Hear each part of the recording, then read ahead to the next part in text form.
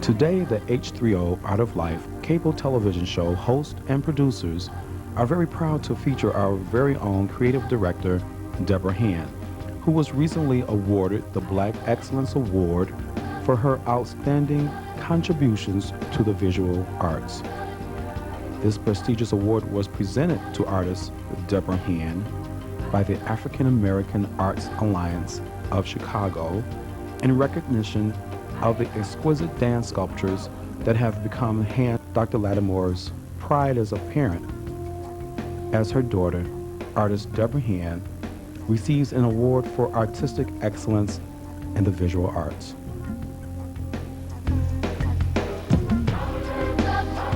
Debra L. Hand is a highly sought-after sculptress whose unique genre of dance figures has catapulted to prominence by serious collectors.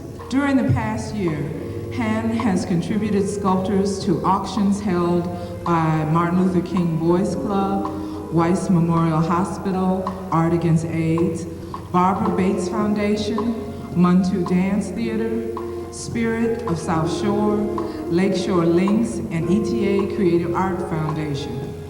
For her phenomenal work in the field of visual arts, the Black Excellence Committee is proud to present the Award for Outstanding Achievement in Visual Arts to Debra L. Hand.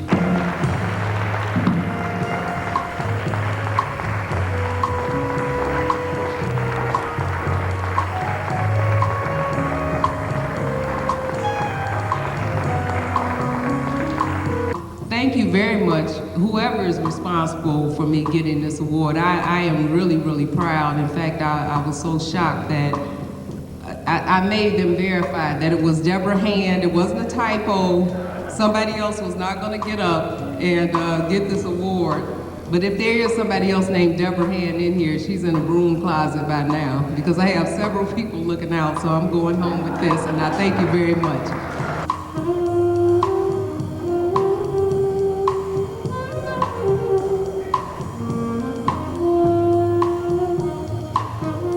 Debra L. Hand. We are here at the South Shore Cultural Center, where the African American Arts Alliance of Chicago is having their annual award ceremony, and Debra Hand is being honored for excellence in the visual arts category. And I'm so proud of you.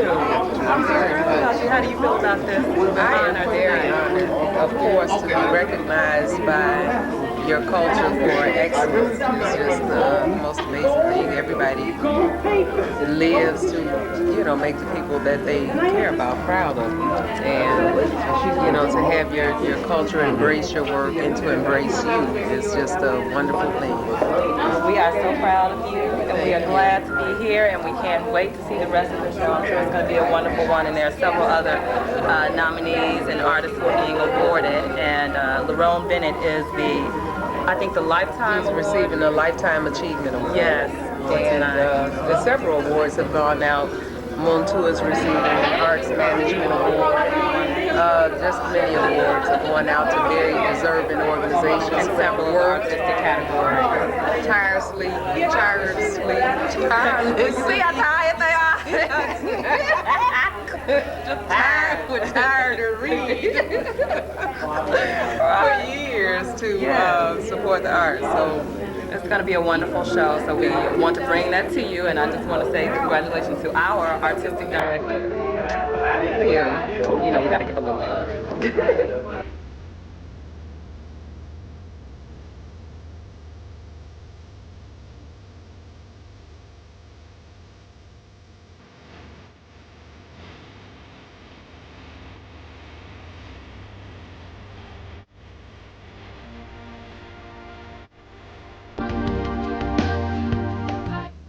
This past year, Dr. Margaret Burroughs, co-founder of the DuSable Museum, is an international legend whose autobiography entitled The Making of a Legend is soon to hit the bookstores. I am proud to call Dr. Burroughs my mentor and am eager to credit Dr. Burroughs with being responsible for my first gallery exhibit. One of the most cherished moments I experienced during the past year was having Dr. Burroughs recite one of her famous poems, From My Home. Please come along with me and share one of my most cherished personal moments. What should I tell my children who are black of what it means to be a captive in this dark skin? What shall I tell my dear ones, fruit of my womb, of how beautiful they are when everywhere they turn they are faced with abhorrence of everything that is black? The night is black and so is the boogeyman. Villains are black with black hearts. A black cow gives no milk. A black hen lays no eggs. Bad news comes bordered in black. Morning clothes are black. Storm clouds are black. Black is evil and evil is black and devil's food is black. All that is bad is black. What shall I tell my dear ones who have been raised in a white world?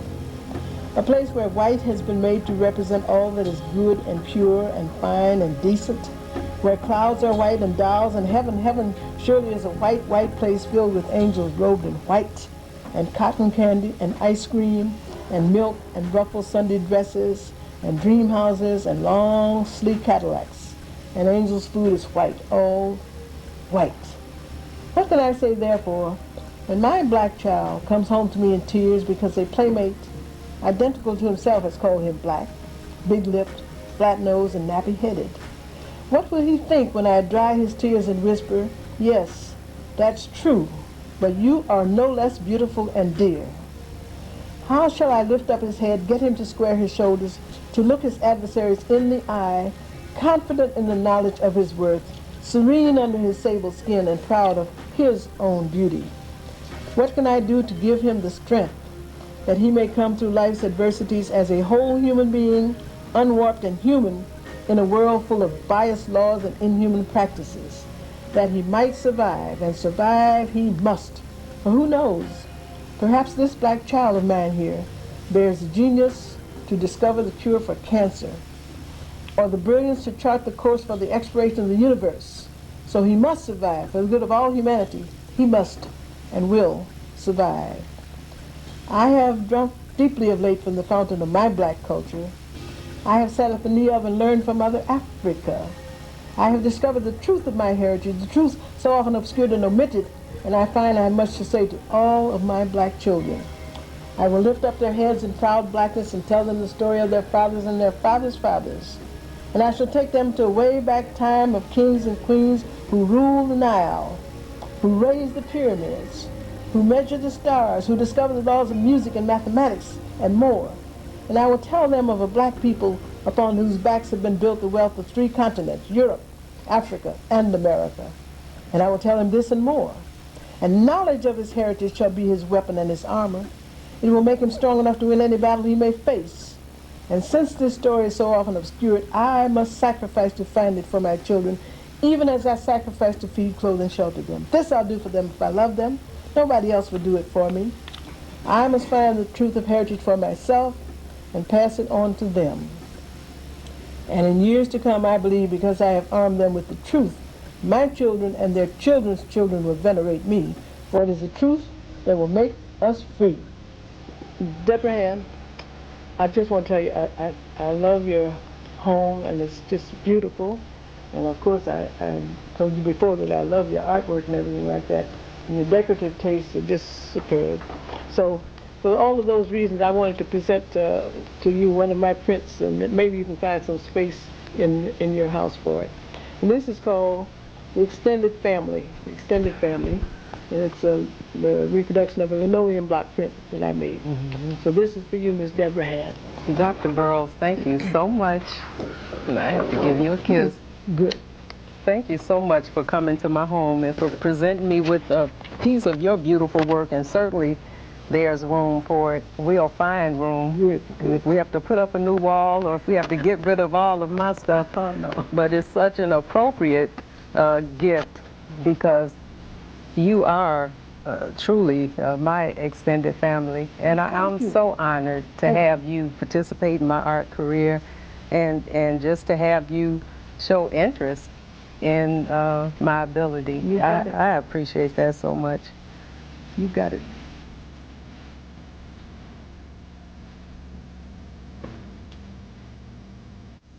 If you've ever seen Oscar Brown Jr. live, then you will know, like I know, that Oscar Brown Jr. is not a regular person. but rather he is a force of nature akin to fire, water, and air. One of the most unforgettable moments I experienced during this past year was having Oscar Brown Jr. to honor me with a performance during a birthday party given to me by my family. Please come along and share one of my most cherished personal moments. This is a piece called Grace of God, and I'm offering it as a birthday present to a convicted angel, Debra Hand.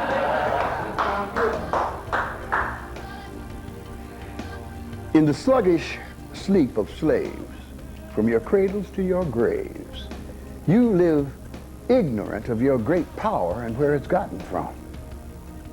But the minute you awake, this whole planet Earth will shake to your rhythmic, cosmic drum.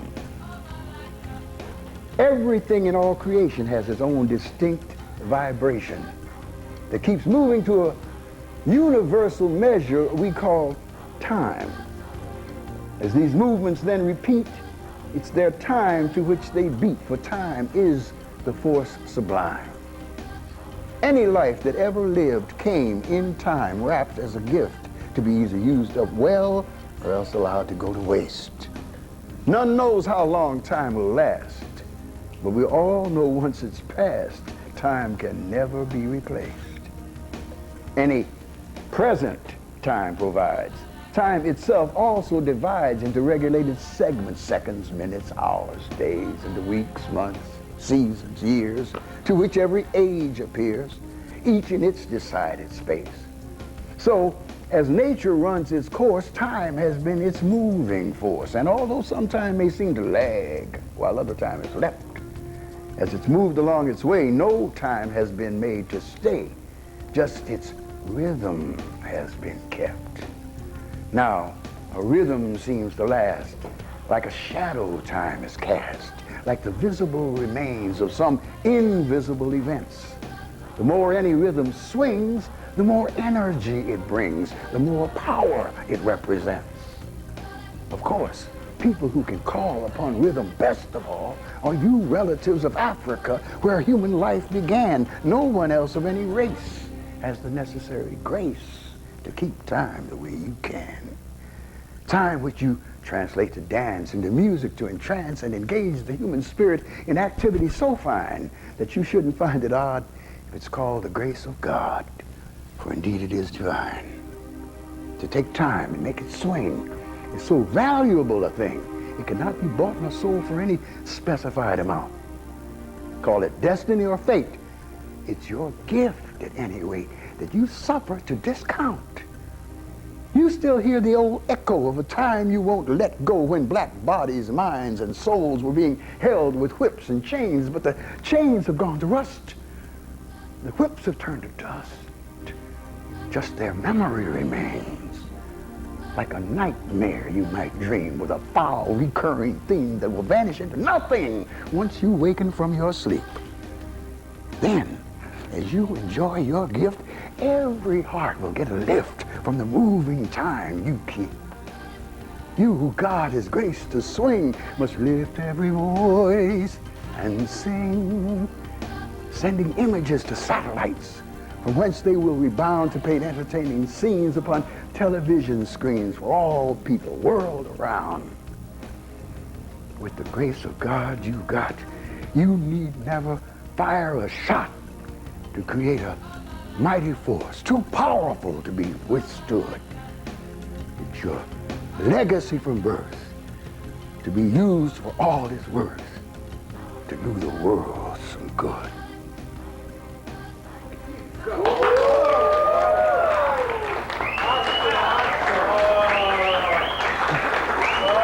To be personally dressed by fashion designer Barbara Bates is truly a fairy tale come true for me.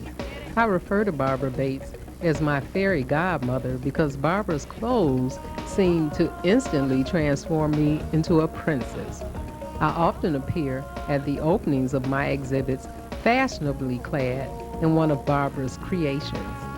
During one of my exhibits at the Nicole Gallery, Barbara can be seen making some last-minute adjustments to my dress. Many of my most cherished memories in the art world include both Barbara Bates' fashions and Barbara's personal support. Barbara is a collector of my work as well and can be often seen at my exhibits eyeing the next piece to be added to her collection. Let's go in and share one of these personal moments from my past year. You have many celebrities. You mentioned a couple a little bit earlier, but tell us who are some of your celebrity clients. Some of the people that I've done things for in the past, so of course one of the first clients was Michael Jordan, and I received a lot of notoriety from that client, and then I received so many other ball players that came after Michael, because of course everybody wants to be like Mike. So of course I did almost every African American guy in the NBA. I have football guys that I do things for too. I've done stuff for Hugh Douglas, for Keyshawn Johnson. I've worked with Oprah Winfrey. I've worked with Whitney Houston. Right now I'm doing the wardrobe for the Winans family. They're going on tour. Oh my goodness. Just you name it. Yeah, you name it. Who's who and the Fabulous Blacks and celebrities in general. Wow, this is going to be very fitted then. And then it comes in and this is what you get. I'll see, now you got the shape. That's that shape you were looking for. Now if you could just stretch me 2 feet tall. My art family, as I refer to them, continues to expand to include Chicago's finest artists and gallery owners. We are drawn to each other on a deep and spiritual level, one that is created by the mutual respect we feel for each other's work and by the humanitarian endeavors that bring us together. All of the artists I exhibit with are devoted to the upliftment of their fellow beings. Try to use the shape, form, and color to continue to educate through the arts. Okay. And to put together a strong show to create interest in the community so everybody can come and understand that the sky was the first place ever made by God himself. Okay. Therefore, art is the first thing that started. And it's using this as a medium or a format for young brothers and sisters that are looking for an outlet to deal with social issues, political issues, religious issues. How do you embody some of that vision and training you've had in your work? Well, always, I try to touch on popular culture. That is the main foundation of my work. And in highlighting what's going on in popular culture and translating it in a way where young people can understand it too, or the artist self may transcend into the young person so they understand that there is something else for them to do. Okay. And that's one of the main reasons why we're on here. We want to leave something behind, or let me speak for myself, I let them leave something behind, something tangible that the young people can understand and use that to aspire to be something better than myself. Okay, that's wonderful, brother. Thank you very much. Oh, my pleasure. Mr. Rodriguez, would you please talk to us? I want you to step over this way a little bit more so we can... Debra Hand, we would like you to take an opportunity to speak to the public a little bit about your work, what your vision is, what your direction is with your work, some words of encouragement for future artists. Okay. As soon as Jason comes out of your picture. You know, everything is season, time to cry and laugh and so forth. And I would just like to think of myself as one of the people who, when it comes time to enjoy beauty, that I'm contributing to that in some kind of way. So that's really one of the things that I'm interested in doing as an artist, is just to give somebody that, whatever it is that they get from art, you know, when they come into their homes or wake up in the morning and come downstairs into their living rooms and feel the fruits of their labor. You know, I'd like my pieces to be among the things that they consider their favorite things to have collected in this lifetime. And actually, while you're here, we have to Debra, and tell us a little bit about yourself and your direction. Okay. Hey. Now this is a dance he taught me. Oh, okay. Oh, this is his dance. Okay. This was before before my time. Okay. Now, more on a serious note, I'm going to give the camera to you. Jason Jones, premier artist extraordinaire. Talk to us a little bit. Give us some words of encouragement about you and your philosophy on art and what you're bringing to the table as well to help our people, help the younger generation, and those that are willing to step into the art community.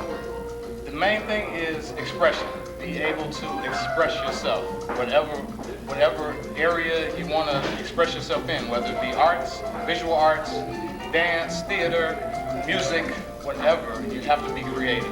You need to be creative, and that's the main thing for me. I've always grown up around music, played musical instruments in high school, and even though I don't play an instrument now, I still have that creative process that's deep inside of me that comes out through my artwork. Okay. And I like for people to see that. And I like to express myself through my artwork because of the musical background. So when you see my work, you see a lot of musical themes, especially the sheet music, which is the science behind any musical composition that you see. Exactly.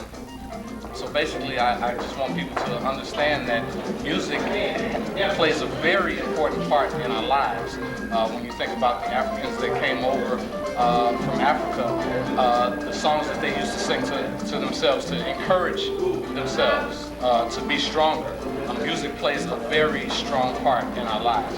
And as an artist, I like to present that or express that to you visually. Okay. And I will take a quick cameo and focus on a piece of your work. It's very, very powerful. Even though it's not music, it's still a form of expression. It's a calendar. It's absolutely incredible, and thank you for being here today. We're going to move on to the next artist.